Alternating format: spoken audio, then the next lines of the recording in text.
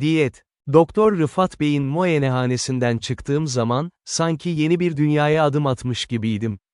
Elinde tuttuğum reçete kağıdı, hayatımın bundan sonraki seyrini belirleyecek bir vesika gibiydi. 45 yaşıma gelmeme rağmen, kendimi hiçbir zaman bu kadar yaşlı hissetmemiştim. Doktorun söylediği sözler, kulaklarımda çınlıyordu hala. Muhterem beyefendi, vaziyetiniz hiç de iç açıcı değil. Kan basıncınız fevkalade yüksek, şeker hastalığınız ilerlemiş, karaciğeriniz şişmiş. Eğer derhal ciddi bir perhize riayet etmezseniz, korkarım ki ileride pek büyük sıkıntılarla karşılaşacaksınız. Belki de ne olacaktı? Doktor Rıfat Bey bu son cümlesini tamamlamaya cesaret edememişti. Fakat ben anlamıştım. Ölüm, işte söylemek istediği buydu. Şayet bu perhize uymaz, ihtiyatsızlıkta devam edersem, ölecektim. Şişli'den Beyoğlu'na doğru ağır ağır yürümeye başladım. Sonbahar mevsimiydi. Yapraklar sararmış, ağaçlar yavaş yavaş soyunmaya başlamıştı. Hava serinlemişti ama henüz soğuk sayılmazdı. İstanbul'un bu güzel mevsiminde, insanın içine garip bir hüzün çökerdi. Ben de bu hüznün ağırlığını yüreğimde hissediyordum. Aslında doktorun söyledikleri benim için pek de yeni şeyler değildi. Yıllardır vücudumun verdiği sinyalleri görmezden gelmiştim. Sabahları uyanırken nefes darlığı çekiyordum. Merdivenleri çıkarken kalp çarpıntılarım oluyor, ter döküyordum. Ayaklarım akşamları şişiyor, başım sık sık ağrıyordu. Fakat bütün bunları önemsememiş, hayatımı olağan şekilde sürdürmeye devam etmiştim. Ne de olsa ben, İstanbul'un tanınmış tüccarlarından Salih Efendi'nin tek oğlu, mühim bir ithalat şirketinin sahibi Kemal Bey'dim. Gençliğimden beri hep rahat bir hayat sürmüştüm. Param bol, zamanım çok, meşguliyetim azdı. İşlerimi müdürlerim hallediyor, ben sadece büyük kararları veriyordum. Gerisi keyif çatmak, eğlenmek, iyi yemek yemek, içmekti. Ah, yemek, işte benim en büyük zaafım buydu. Çocukluğumdan beri yemeğe karşı müthiş bir düşkünlüğüm vardı. Annem rahmetli, beni pek şımartmıştı. İstediğim her yemeği pişirirdi. Dolma, sarma, kebap, pilav, börek, tatlı. Hepsini çok severdim. Büyüyünce de bu adetim devam etti. Hanımım Zekiye, annem gibi maharetli bir aşçıydı.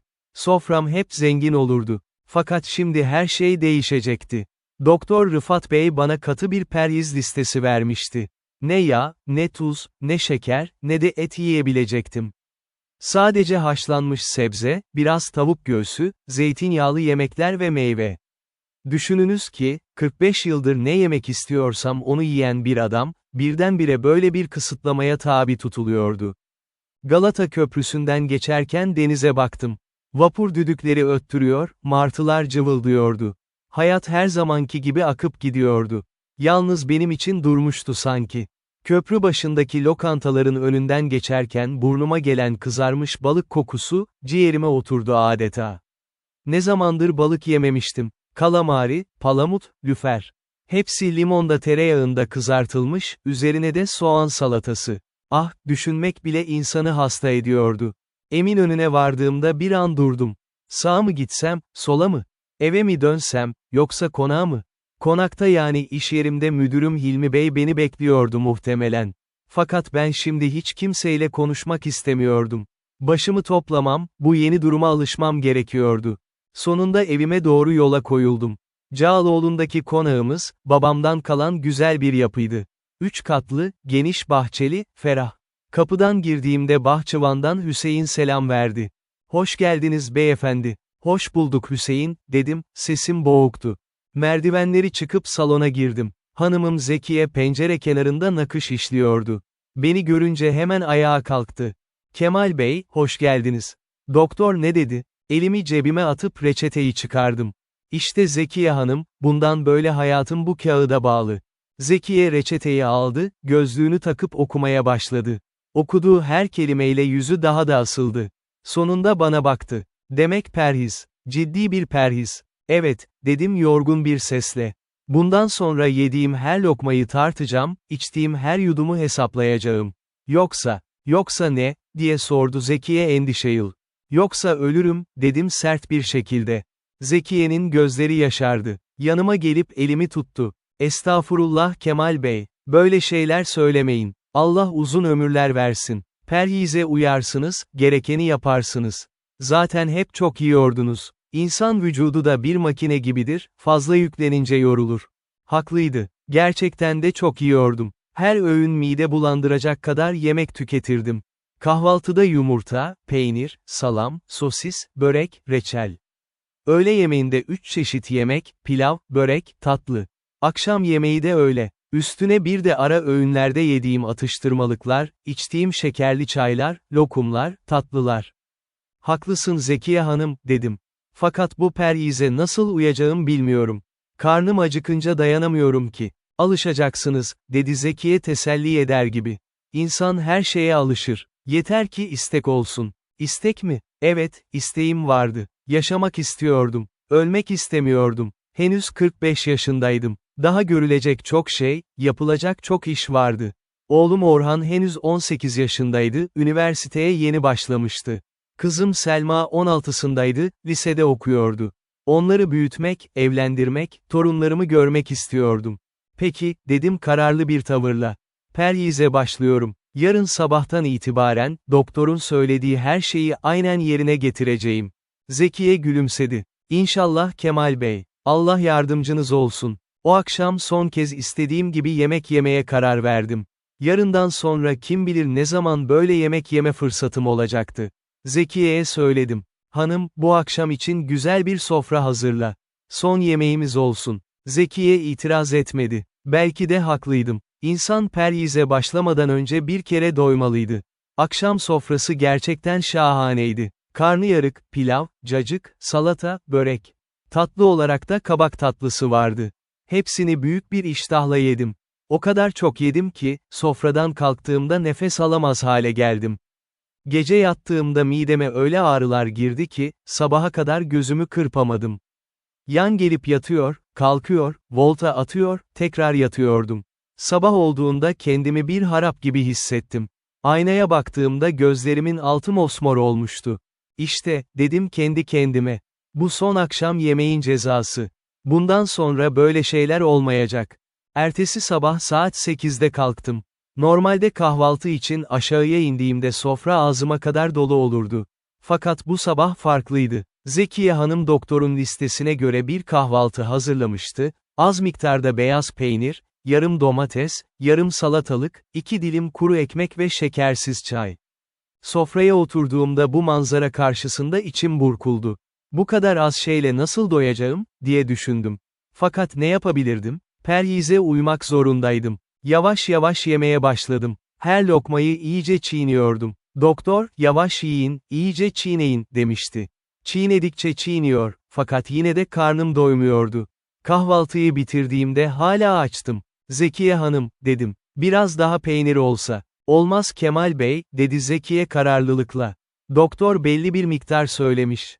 Daha fazla yemek perhizi bozmak olur.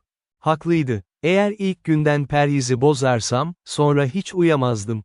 Kahvaltıdan kalktım ve konağa gitmek üzere hazırlandım. Sokağa çıktığımda her yer bana farklı görünüyordu. Fırınların önünden geçerken taze ekmek kokusu, simitlerin kokusu.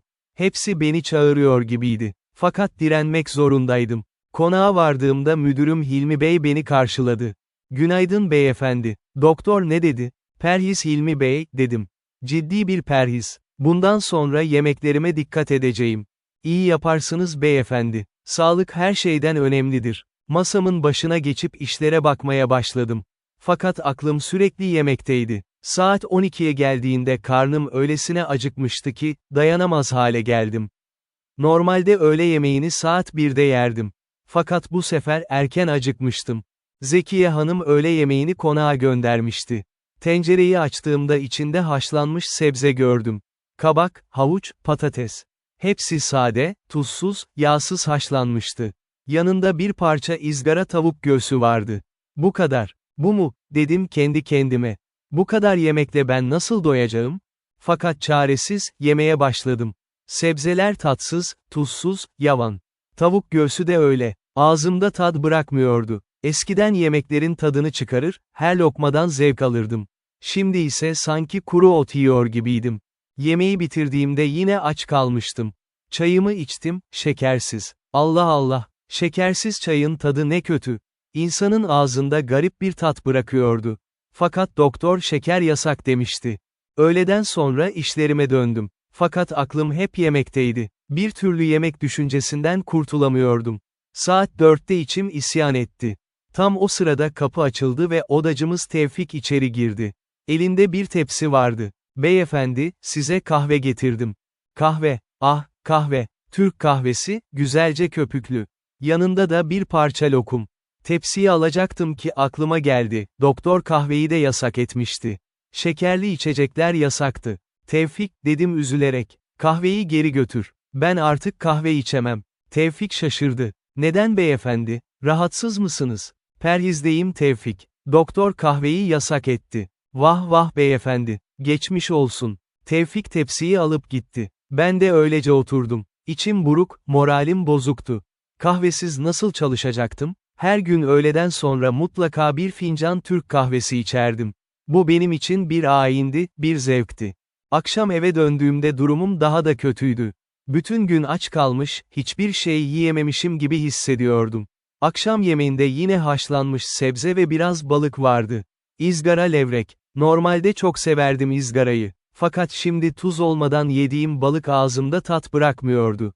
Zekiye Hanım, dedim. Bu perhiz beni öldürecek. Sabır Kemal Bey, dedi Zekiye. İnsan alışır her şeye. Birkaç hafta sonra vücudunuz bu yemeğe alışacak, artık eskisi gibi istemeyecek. İnşallah, dedim ümitsizce. Böylece perhizin ilk günü bitti.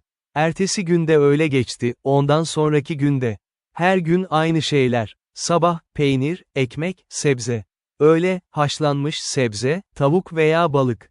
Akşam, yine aynısı. Ara sıra meyve yiyebiliyordum, o kadar. İlk hafta tam bir işkenceydi.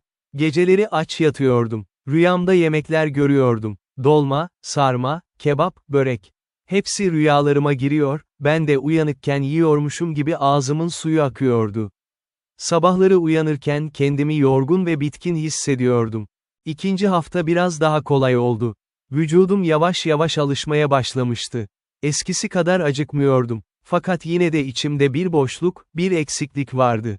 Sanki hayatımın bir parçası kaybolmuştu. Bir gün konakta Hilmi Bey'le oturuyorduk. O sırada müşterilerden biri geldi. İsmail Bey diye biri. Selamlarasıp oturduktan sonra, beyefendi, dedi, size bir hediye getirdim. Elindeki paketi açtı. İçinden mis gibi kokan baklava çıktı. Güllüoğlu'ndan, fıstıklı baklava. Afiyetle beyefendi, dedi İsmail Bey. Lütfen kabul buyurun. Baklavaya baktım. Öyle güzel görünüyordu ki. Üzeri tereyağında yüzüyor, arası fıstıkla dolu. Midem bulandı. Ağzımın suyu aktı. Elimi uzatsam, bir parça alsam. Hayır, perhiz. Doktor şeker yasak demişti. Teşekkür ederim İsmail Bey, dedim zorlukla. Fakat ben artık tatlı yiyemem. Perhizdeyim. Vay, dedi İsmail Bey şaşkınlıkla. Geçmiş olsun beyefendi. Baklavayı Hilmi Bey'e verdim. Al Hilmi Bey, sen ye. Benim nasibim yok. O gün akşam eve dönerken içim o kadar buruktu ki. Baklavayı görmüş, kokusunu almış, fakat yiyememişi TM.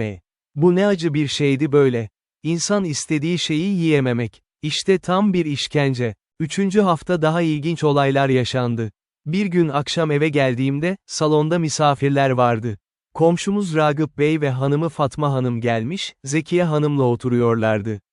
Selamlaşıp oturduktan sonra Zekiye Hanım ikram için bir şeyler hazırladı. Fakat bana ikram etmedi. Çünkü ikram edilecek şeyler benim için yasaktı, kurabiye, çikolata, şekerli çay. Öylece oturdum, misafirlere baktım. Onlar yiyip içerken ben sadece seyrediyordum. İçim daralıyordu. Nihayet dayanamadım, bahaneyle odama çıktım. Fatma Hanım sonra Zekiye'ye sormuş. Kemal Bey'e ne oldu? Sanki bozuk gibiydi. Perhizde, demiş Zekiye. Doktor katı bir perhiz verdi. Hiçbir şeyi yiyemiyor zavallı. Vah vah, demiş Fatma Hanım.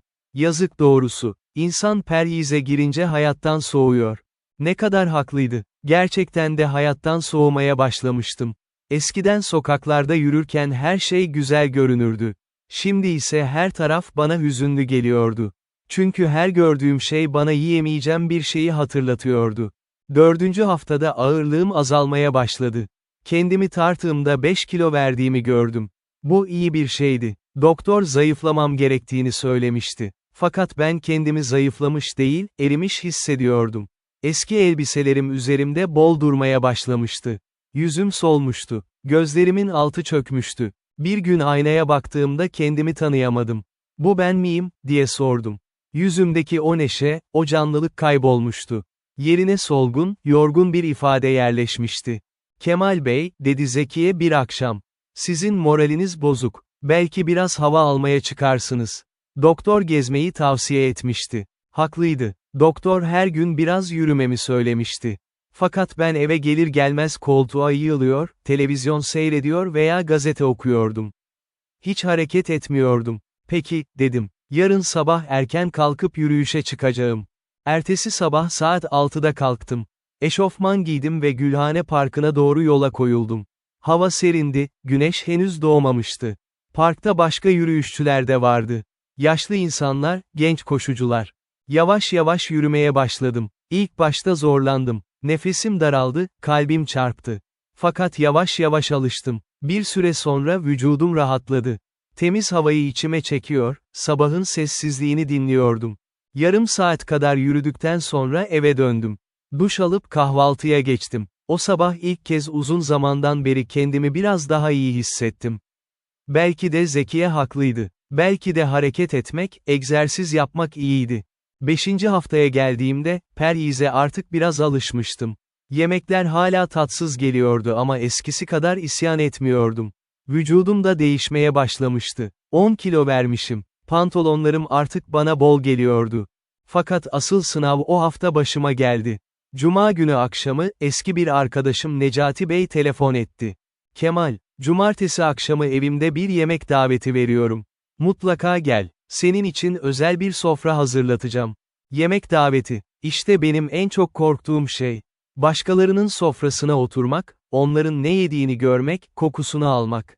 Fakat reddetmek de olmazdı. Necati eski bir dostumdu. Kırılırdı. Gelirim Necati Bey, dedim istemeye.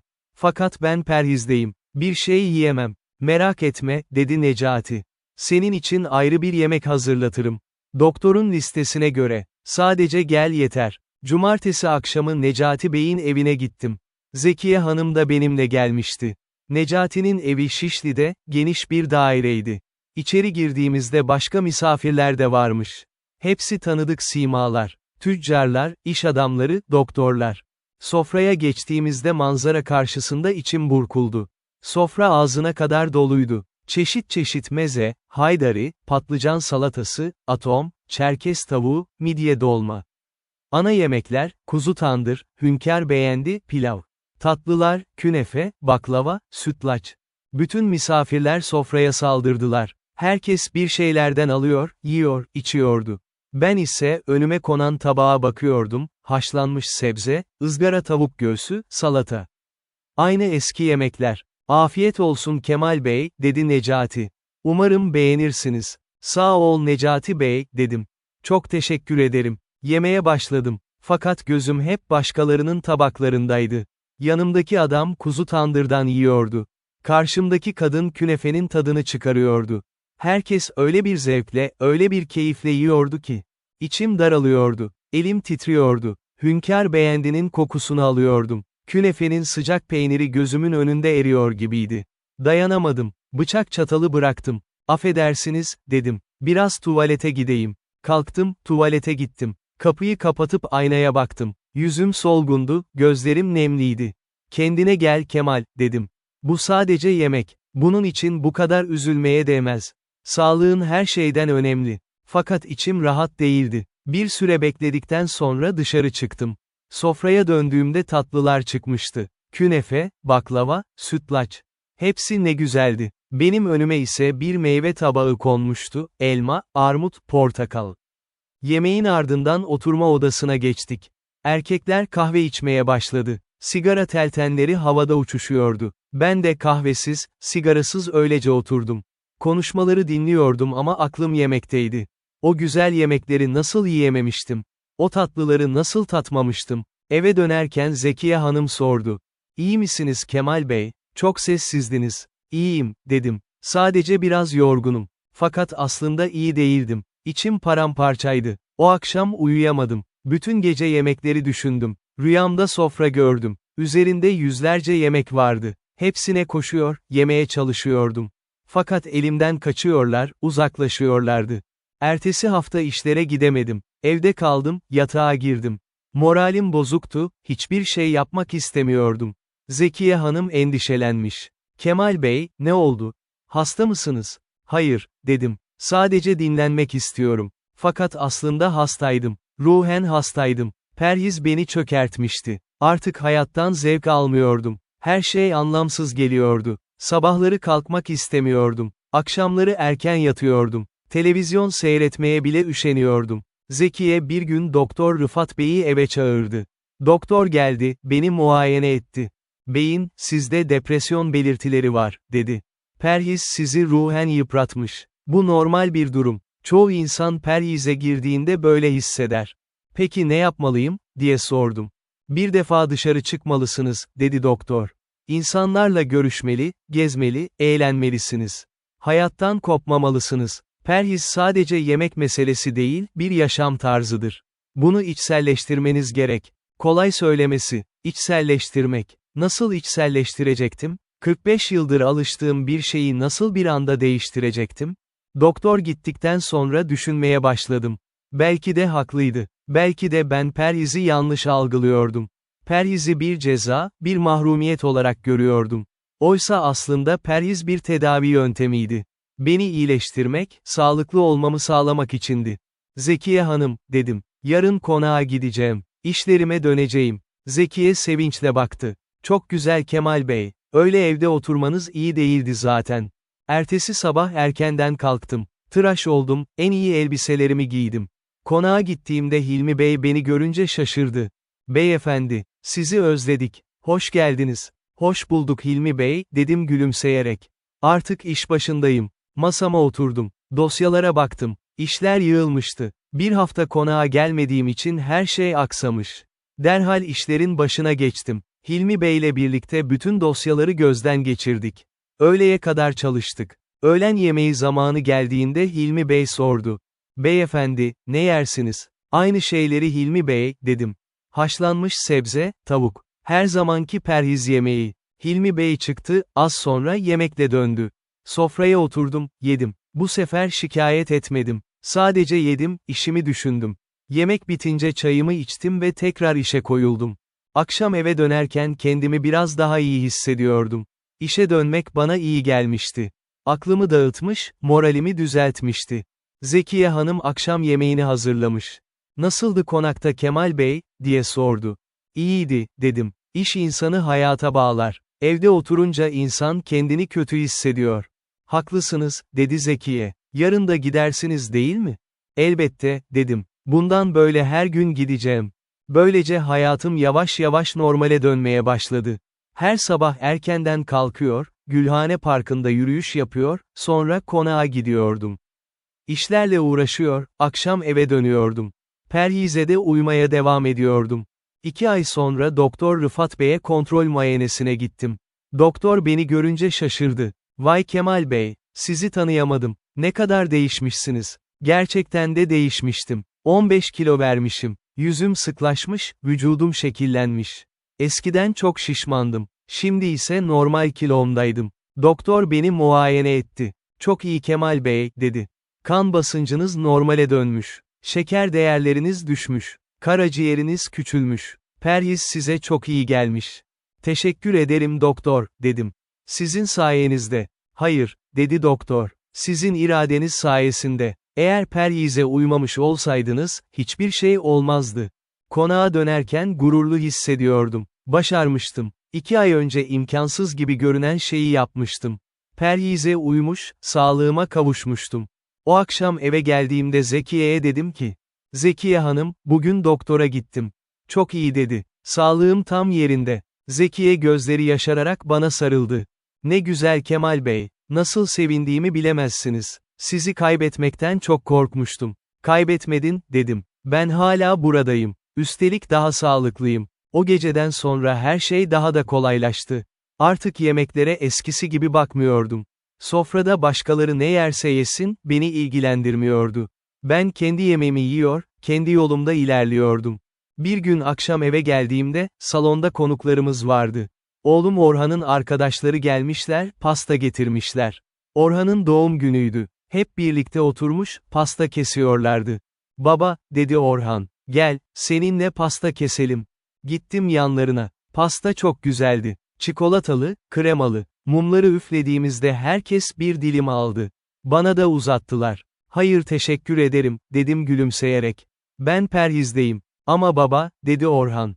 Bugün benim doğum günüm. Bir dilim yesene. Bir an durdum. Gerçekten bir dilim yesem ne olurdu ki? 2 aydır perhize uyuyordum. Bir dilim pasta perhizi bozar mıydı? Fakat sonra aklıma Doktor Rıfat Bey'in sözleri geldi. Eğer bir kere bozdunuz mu, sonra devam edemezsiniz. Alışkanlık kazanmak zordur, kaybetmek kolaydır. Hayır oğlum, dedim. Ben yemeyeceğim. Fakat sen ye, afiyet olsun. Orhan biraz üzüldü ama anlayışla karşıladı. Peki baba, sen bilirsin. O gece yatarken içim rahattı. Pastayı yememiştim ama vicdanım rahattı. İrademi koruyabilmiştim. Bu benim için büyük bir başarıydı. 3 ay sonra artık tamamen farklı bir insandım. 20 kilo vermişim. Eskiden giydiğim elbiseler artık bana çok bol geliyordu. Yeni elbiseler aldım. Aynaya baktığımda kendimi daha genç, daha dinç görüyordum. Perhiz artık benim için normal bir hayat tarzı olmuştu. Eskiden yediğim yemekleri özlemiyordum. Haşlanmış sebzeler, ızgara tavuk, balık. Hepsine alışmıştım. Hatta bu yemeklerin tadını çıkarmaya başlamıştım. Zekiye Hanım da bana yeni tarifler buluyordu.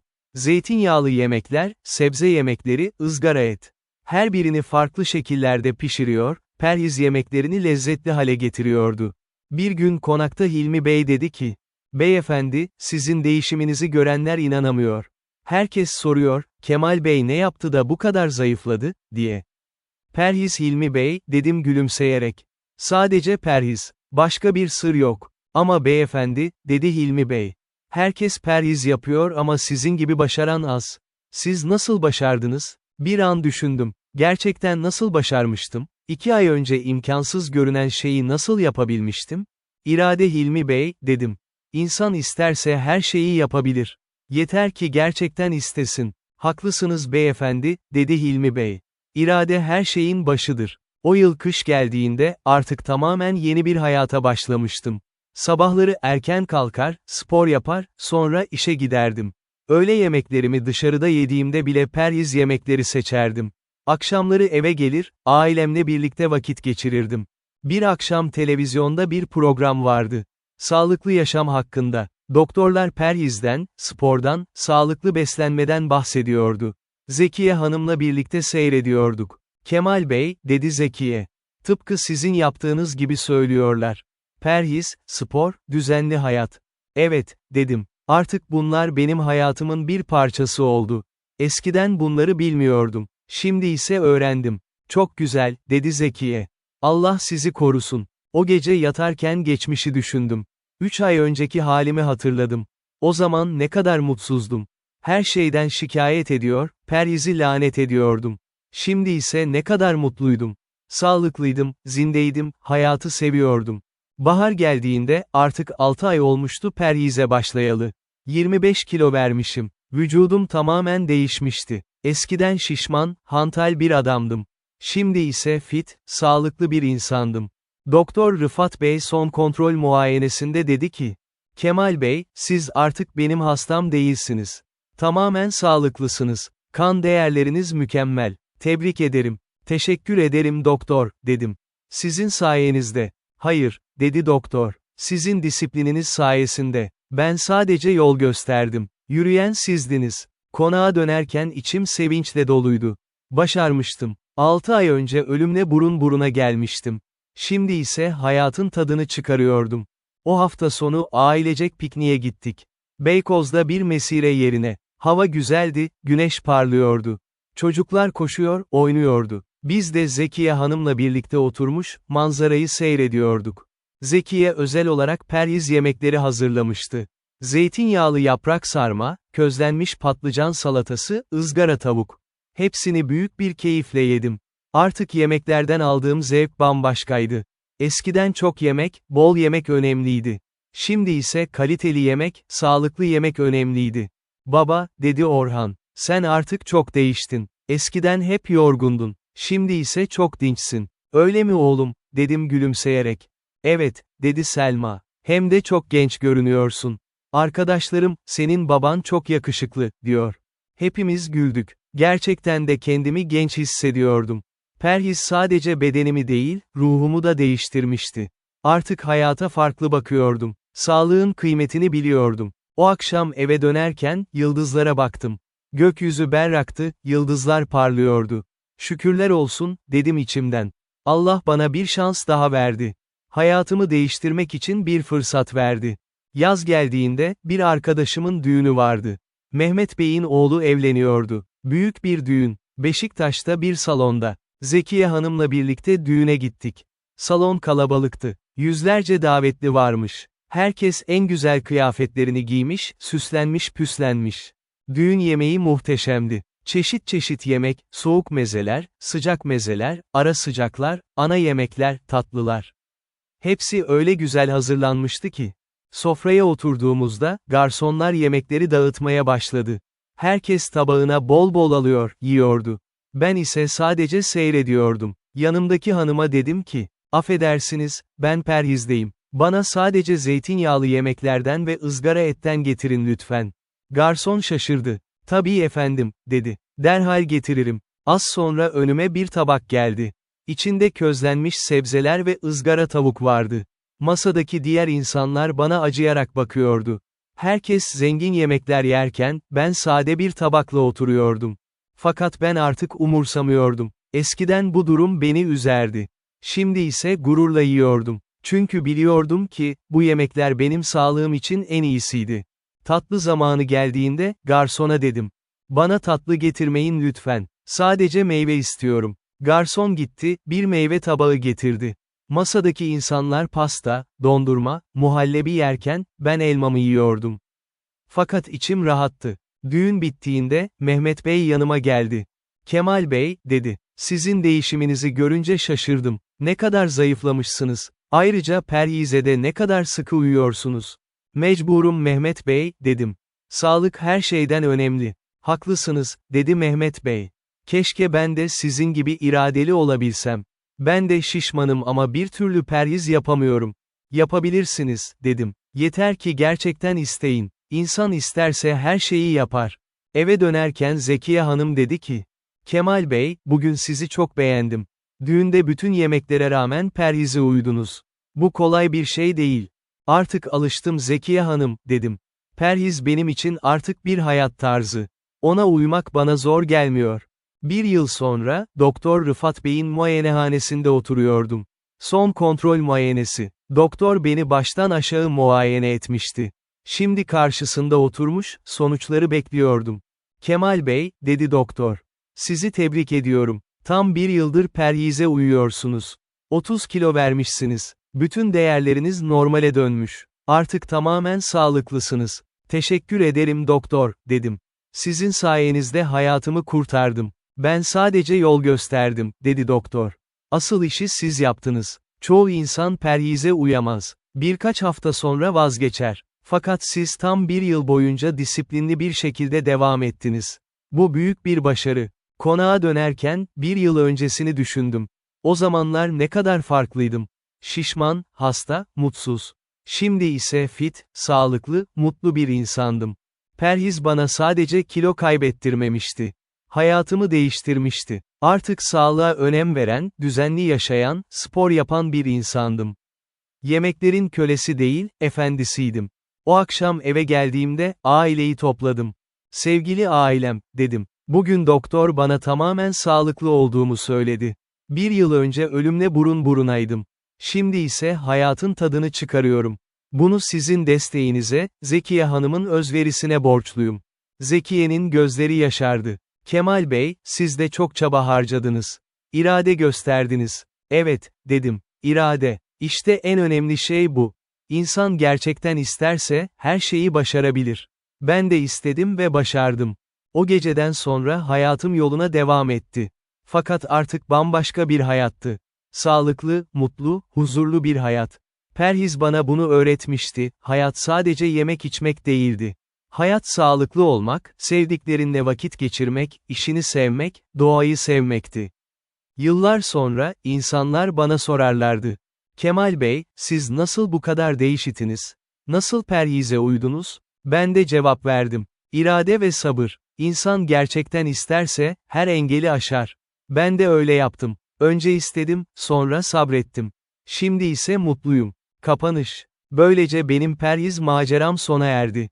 Bir yıllık zorlu bir yolculuktu. Fakat sonunda başardım. Hayatımı kurtardım. Sağlığıma kavuştum. Şimdi, bu satırları yazarken, pencereden dışarı bakıyorum. Bahçede çiçekler açmış, ağaçlar yeşermiş. Bahar gelmiş. Her şey yeniden doğuyor. Tıpkı benim gibi. Çünkü ben de bir yıl önce yeniden doğdum. Eski Kemal öldü, yeni Kemal doğdu. Perhiz bana bunu öğretti, değişmek mümkündür. Yeter ki insan gerçekten istesin. Ve ben artık biliyorum ki, hayatın asıl tadı sağlıklı olmakta, huzurlu olmakta, sevdikleriyle birlikte olmaktadır. Yemek içmek sadece bir araçtır. Asıl amaç yaşamaktır. İşte benim hikayem budur. Belki başkaları için de bir ibret olur. Belki onlar da benim gibi değişirler, sağlıklı bir hayata başlarlar.